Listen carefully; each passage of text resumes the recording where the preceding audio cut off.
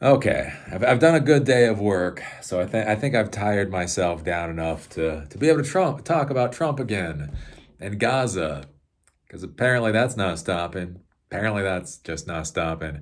I did my 6 mile run this morning in the cold. It actually rained on me this morning. I met with somebody about business. I just did 5 videos. I did 5 videos for the SQLite self-study series. They're actually encoded now, and then I have to get uploaded. So I feel like I am tired enough not to lose my complete and utter mind over the insanity going on. Again, if you don't know what I actually care about, what I care about, Silicon Dojo. We have a tech teacher question and answer session coming up on Zoom on Friday. We have other sessions here. We have these self-study programs. That's the SQLite thing I'm working on. So we have Python. It's like 48 parts of the Python series, 20 some odd parts to the Bottle web app framework series. Yeah, see, introduction to SQL with SQLite in process now. Anyways, we have the tech coaching. Do the tech coaching on Mondays. That's what I care about. But anyways, but yeah, client acquisition, man, client acquisition. I did a class a couple weeks ago, talking about client acquisition. And the reality, you don't get clients talking about SQLite. Somehow, in order to get people to take your SQLite class, you have to talk about Trump. Eli, I'm not telling you it's a good system, Eli. I'm telling you it's a system that we've got. Anyways, I don't know. So yeah. Anyways, the utter insanity just keeps going with Gaza. Again, we can't be in NATO. We can't be in NATO because being in NATO is stupid. Obviously, right? Guaranteeing the protection of Taiwan is stupid. Making sure people that have been getting treatments for all kinds of diseases around the world. Tuberculosis. I saw that with John Green today. John Green was talking about that. He's taken a real passion to tuberculosis over the past few years. He knows his tuberculosis. And yeah, apparently with USAID, whatever the disaster is going there, people that literally were getting treatment for tuberculosis are now not getting their meds for tuberculosis. People that we already started treating for tuberculosis are not getting their meds because apparently that's the American way at this point. Gotta crack a few eggs or something. Anyway, we can't deal with any of that. We can't, you know what I'm saying? We can't help feed people. We can't help medicate people. We can't be in NATO, but by God, we can get involved with Israel because, again, that makes a half an ounce of sense. Half an ounce of sense. I do believe damn near 2 decades of nonstop war, plus a lot of other proxy war, plus additional war on top of that. I think we've proven we have no effing clue what to do about the Middle East. But Trump comes in and he knows. He knows. He knows. And so there's this whole thing now. So they want to forcibly displace the Palestinians from the Gaza Strip because the Palestinians use or because the Israelis using our weapons destroyed the Gaza Strip, and as was brought up as a concern well over a year ago, the concern of ethnic cleansing, that it does appear that Israel wants to eliminate the Palestinians from Palestine once and for all. Israel wants to forcibly, move the population that's been there for God knows how long because they want the territory. So, anyways, Trump comes in now and basically says, yeah, America is going to get involved. Like, we did such a bang up job in Iraq and Afghanistan, all these other places. We did so good in Afghanistan. 2 decades of war in Afghanistan. We lost the shit out of that war. Anyways, we did so well that he wants to literally send our troops into Gaza. Into Gaza. I don't even get it. I don't even understand. Again, like NATO for or against NATO, I know I can hear the arguments. I can hear the arguments there. Like there's a lot of arguments for a lot of policy. How the hell are we? Why are we going to get involved with Gaza? Again, America first. You know, after. After. Again, there's 1.8 million people in Gaza, and he's talking about building enough settlements for these people that it would be so nice they wouldn't want to go back to the Gaza Strip. We're going to take that on as a responsibility. We're going to take that on as a responsibility. Hey, you know what would be nice? I was literally talking to a buddy of mine. I can't go into it very much. But anyways, right? Asheville got hit by a biblical flood. An actual biblical flood hit us.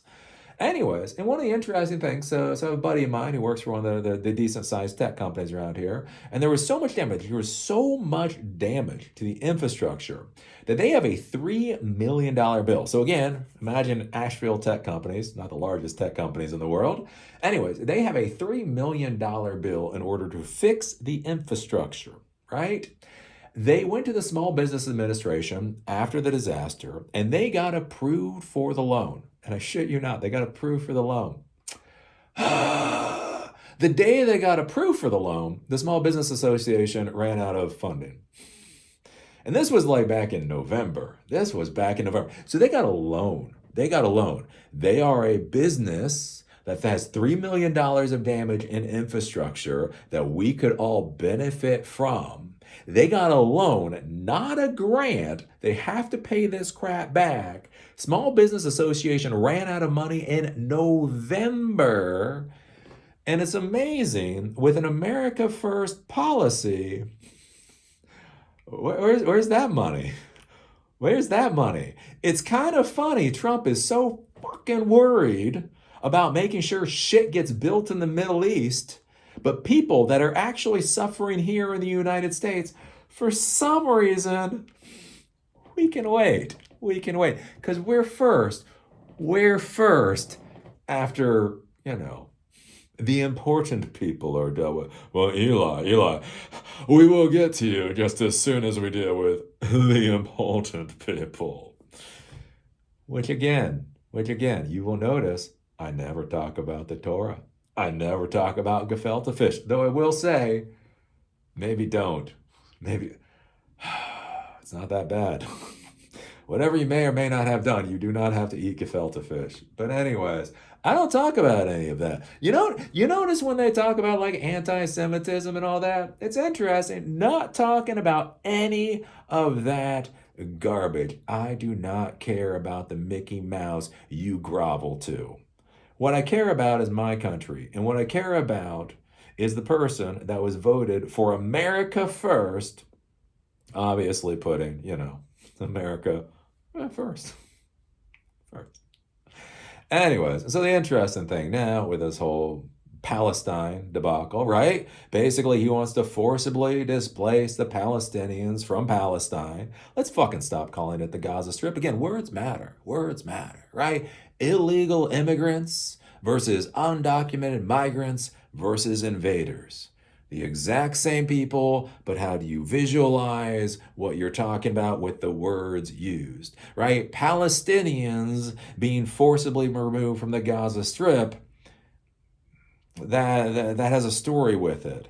Palestinians being forcibly displaced from Palestine has a different story to it.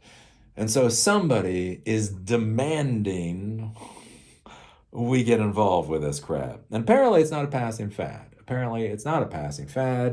And so, Trump now, and this is curious, from the Hill, Trump says he will withhold aid to Jordan, Egypt, if they don't take in Palestinians. Because, of course, they have to be dragged into this god-awful crap show that the chosen people have created. But anyways, it is our money, I suppose. It is our money. Hey, are you going to take that $1 billion back to actually give us funding in Western North Carolina? No, you're just going to reduce the taxes on the wealthy people. Isn't it funny, America first doesn't really seem to seem to trickle down to the Americans. But anyways. President Trump said Monday he would consider withholding aid to Jordan and Egypt if they do not agree to take the Palestinians as part of a plan for the U.S. to take over and develop the Gaza Strip. Quote, would you withhold aid to these countries if they don't agree to take in the Palestinians? Trump was asked during a gaggle with reporters. Quote, yeah, maybe, sure, why not? Trump responded, if they don't agree, I would conceivably withhold aid, yeah. Jordan and Egypt are among the top recipients of U.S. military assistance. The U.S. and Jordan signed a memorandum in 2022 in which the U.S. committed to providing more than $1 billion annually in foreign assistance. The U.S. provided roughly $1.5 billion in foreign assistance to Egypt in fiscal 2023. And so one of the things you have to think about with this kind of number, when we talk about billions of dollars, is how many Palestinians being displaced equals $1 or $1 million or $100 million. Can they take 10 Palestinians and still get their $1 billion? Because that's going to be one of the big issues with Jordan and Egypt, beyond whether or not they want to get in the middle of this crap, is literally, is it worth the money? And the other issue that you're dealing with too is a lot of this funding is basically to keep the peace over there. Don't get into a war with Israel and we will pay you money. We have paid Egypt a tremendous amount of money just to be nice to Israel. We literally have to buy Israel friends. We motherfuckers buy Israel's friends. By the billions and billions and billions of dollars a year, and we have been doing it for a long fucking time, right? And so anyways, that's part of why we send money over there, so people will play adequately nice, or at least not kick Israel in the balls. So one of the curious things to be thinking about with this, is this a power play? Or again, Israel wants to create a diaspora of 2 million Palestinians forcibly evicted after getting shredded around the world. At the exact same time, they're threatening the money that we pay their neighbors to play nice. Does that sound smart? Trump last month called on Egypt and Jordan to take in more Palestinians from Gaza, much of which has been decimated by the war between Hamas and Israel that broke out in October 2023. Since then, Trump has proposed the United States could take control of the Gaza Strip and rebuild it into an economic development. While the White House has said Palestinians will be temporarily relocated while Gaza is rebuilt, Trump has repeatedly suggested Palestinians would have no desire to return to Gaza and then floated the possibility of them not being allowed. They would love to leave Gaza if they could find a place to be, Trump said Monday.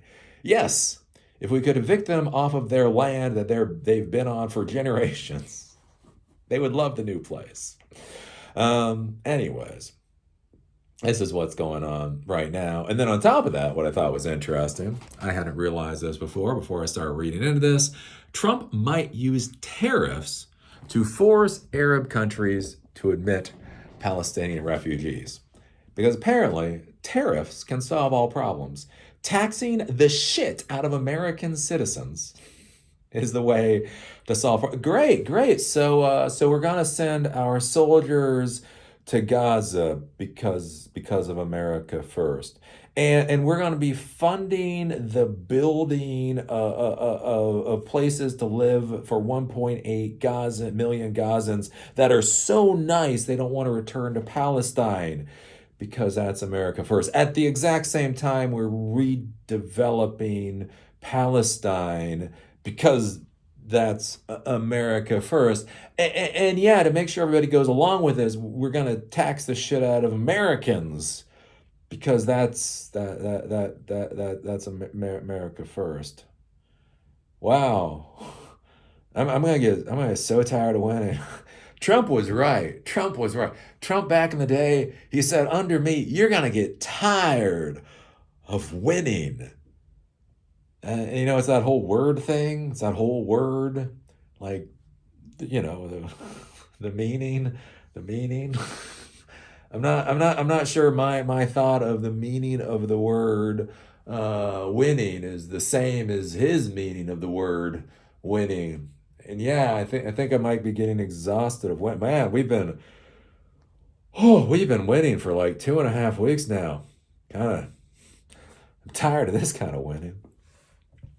Yeah, President Donald Trump could expand his tariff negotiating strategy to Arab nations should they continue to resist his demands to resettle Palestinian refugees ahead of the Palestine cleanup effort. Trump's national security advisor, Mike Waltz, told the Washington Examiner about possible tariff plan Wednesday morning, just hours after the president announced alongside Netanyahu that the United States would soon take over Gaza. Let's see here. Quote, I think President Trump views tariffs as a key tool to our foreign policy, he told the Washington Examiner. So far, all Arab nations have rejected Trump's request, and Waltz affirmed that new tariffs could be on the table as leverage throughout those discussions. Oil products, including crude, make up the overwhelming majority of U.S. imports from the Middle East and Africa. In 2022, the latest complete data set provided by the Office of the United States Trade Representative, the U.S. imported $108 billion in goods and services from the region, including $30.6 billion from Israel. That same year, Egypt's exports to the U.S. totaled $2.8 billion, with imports from Jordan accounting for an additional $3.9. Meanwhile, Saudi Arabia, the region's largest Arab exporter, sent the U.S. $24.9 billion in goods. Yeah. So we're going to pull the funding we already agreed to. And if they really don't like that, then we're going to add tariffs on top of that. And what I want you to be thinking about, if you're not a business owner, is what does this look like to the business community? Again, tariffs, tariffs, tariffs, tariffs, tariffs, tariffs, tariffs. Tax on American citizens, tax on American citizens, tax on American citizens, tax on American citizens. Constant taxation on the American citizens as he gets us ramped up to get into another clusterfuck we have no place being anywhere near. Again, it is fucking adorable. You know what's fucking adorable? The cute ass little Israelis. Because when they watch my videos, those adorable lead poisoned little bunny rabbits, you know what they tell me? They're like, well, Eli, what's your answer? And what I tell those adorable lead poisoned bunny rabbits is, it's not our fucking problem. You created this goddamn shit show. Oops. I guess I'm not tired enough, so you can figure it the fuck out, right? Netanyahu said, if we have to fight with our teeth and nails, we will. And you know what? Deal. F-35s come back. Fucking dumb artillery rounds come back. Bullets come back. You want to fight with your teeth and nails? God bless you. You go under the banner of Mickey Mouse and you fight with your teeth and nails. Because America has no place in any of this horse shit. And it's amazing. America first. America first. After. So anyways, yeah, this is just gonna keep continuing. Again, like what happens with oil shocks? What happens if the Middle East decides to start screwing with us? Again, the OPEC, the oil crisis back from the 1970s. What if they just tap on the brakes just a little bit at the exact same time he dumps tariffs on? These are complex systems. And he's coming in through like just a bull in a china shop. And I don't know. Again, it makes me concerned. My wife and that's the thing, is like my wife and I, again, we're thinking about moving to Miami. So shortly, we're going to be spending a month in Miami. So we've already booked that out. And again, we're trying to figure out what the future will be. And again, looking at what the economy is going to be, this is a scary scrap show. Tariffs come in, tariffs go out. Rules come in, rules come out. Seems like it comes in on a whim. And how And how do you plan for that? You know, I was talking with somebody about that because he was like, well, I was talking with one of my, whatever, students or whatever yesterday again with the office hours. And he said, it seems like everybody has to be an entrepreneur. And one of the things I warned him is like, well, no. Again, get a good job, put 10% into an S&P index fund. You'll most likely do better than 90% of the entrepreneurs. 10% of your salary into an S&P 500 index fund will probably beat 90% of entrepreneurs. That's the reality. And one of the things I explained to him is I say that this shit show with Trump, right? The negotiated whatever, right? Is like with USAID, right? So they buy farm products from American farmers to ship overseas. And again, maybe I think that's a pretty decent thing. Maybe that's a bad thing. Again, on the whole of it, it is something that can be argued. So the idea is this is soft power. So we're trying to make sure people get fed around the world, and this also adds a base amount that somebody is willing to pay for U.S. agricultural goods. So it creates stability in our agricultural industry. And again, there's arguments there. There's arguments there. But here's the thing that's not an argument. Imagine if you were preparing to sell all this product to the United States, or again your vertical, again the agriculture industry was planning to sell billions upon billions of dollars of agricultural products to the United States, and then all of a sudden that buyer disappeared overnight. You didn't do anything necessarily wrong. You didn't get out over your skis. You didn't take a bad deal. This has been going on for years and years and years and years. You were dealing with the business environment, and all of a sudden it changed overnight. Like one of the most screwed up things right now. So you have contractors, right? You have contractors that work for the federal government. Again, payments have been shut off. So you have contractors that have over 100 employees. Here's the fucked up thing. So they're not getting their money. They're not getting money so that they can pay their employees. So they're having to lay off employees. But here's the thing. Under the federal government now, if you have like over 100 employees, there's something called the Warren Act. So if you have over 100 employees and you're going to lay off a number of the employees, you have to give them 60-day notice that you're going to be laying them off under law. And so the federal government just stop paying these contractors. These contractors don't have the money for employees, but as they're laying people off because they don't got the money, they're now in violation of the Warren Act.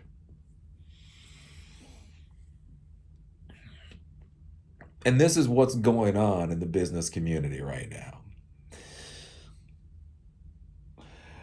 Do you think that this is good for the economy? Do you think that this is good for anybody? Again, like when he was about to leverage 25% tariffs on Colombia, right? It was interesting. The news came out and said, it's not a big deal. It's not a big deal. U.S. only does like $15 billion in trade. It's like $14.8 billion in trade with Colombia. And it's like, well, I mean, for most of us, it's not a big deal. But, if your company imports a lot of shit from Colombia, that happens to be your niche, and all of a sudden your price gets jacked up by 25% because little bitch boy is having a fucking tantrum because people won't bend the knee, that's a bit of an issue.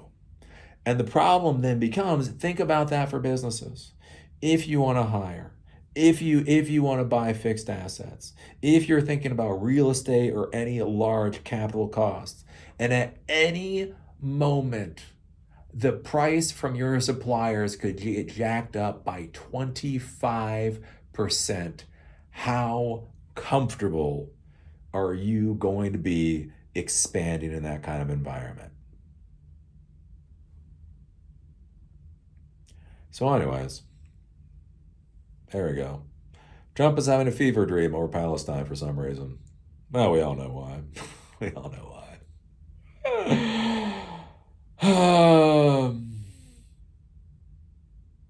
Kind of talking about pulling aid, talking about putting tariffs. What do you do? What do you do push your ball forward. Create self-study, structured query language classes so people can learn stuff and maybe get a job during this disaster. Again, our system is weak. Our system is weak. Our society is sick. Our society was sick before, and now you're just whipping the shit out of it.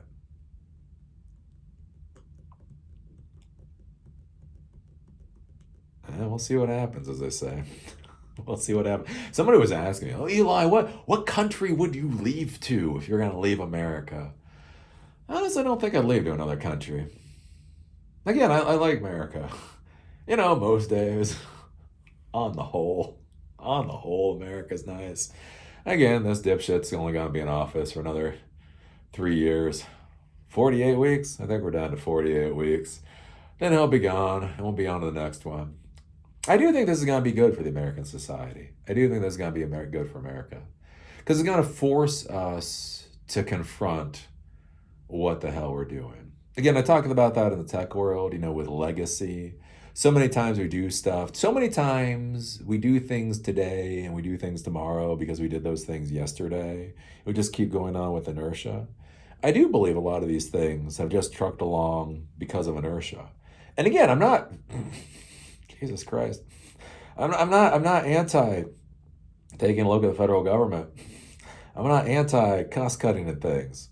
I'm anti how he's doing it.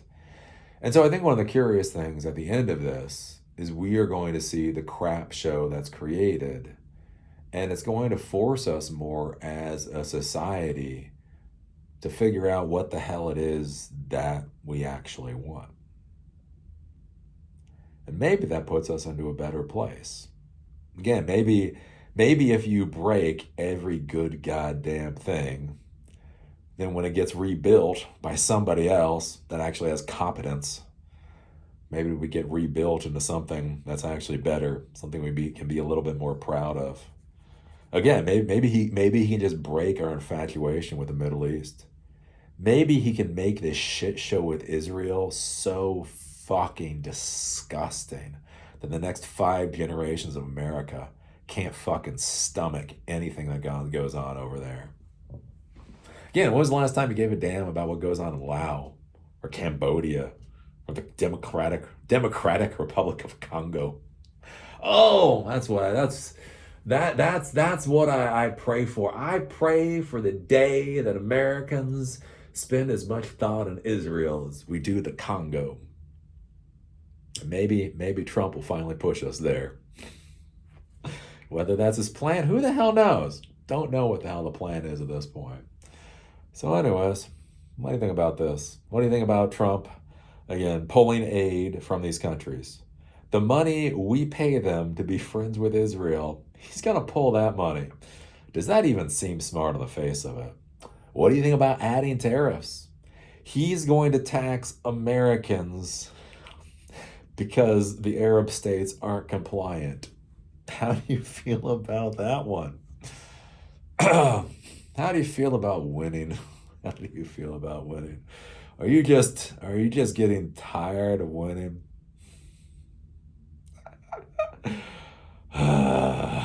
Anyways, with that, I have some sequel videos to upload. See y'all later.